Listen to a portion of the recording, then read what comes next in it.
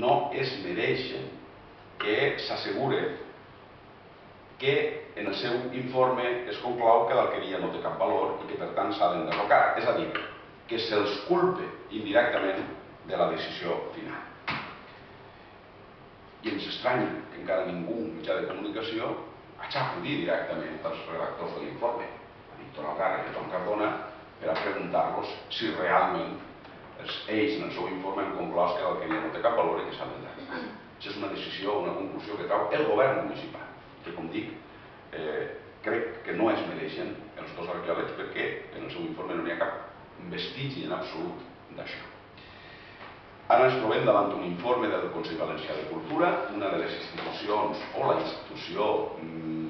més prestigiosa en matèria cultural al País Valencià, i suposem que l'Ajuntament de Gandia va fer cas omís a aquesta recomanació del Consell Valencià de Cultura, a qui, per cert, en altres ocasions se'ls demana parer per a defensar els seus punts de vista. Però, encara que sigui així, per als que estem defensant la salvació de l'alqueria, des del moment en què coneguérem el seu destí, ens reconforta pensar que hi ha institucions que realment defensen, treballen per la defensa del patrimoni, encara que, d'una altra banda, com a gandians, ens produeix molta tristesa comprovar que l'Ajuntament de Gandia probablement no és precisament una de les institucions que tinguen interès en la defensa del patrimoni. Hem de fer esment també que estem pendents de la resolució final de la Conselleria de Cultura que obligava l'Ajuntament i a l'IPSA a esperar i que encara no s'ha produït, i per això nosaltres tornem a reclamar que es facin els esforços possibles per salvar l'alqueria. I tornem a reiterar que això és possible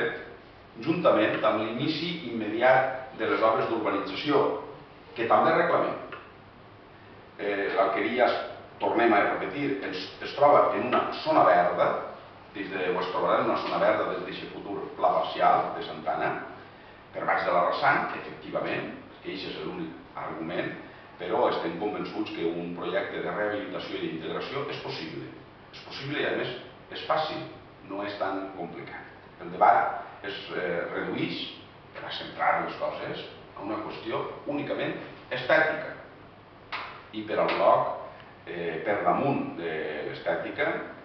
encara que seria possible, torno a repetir, un projecte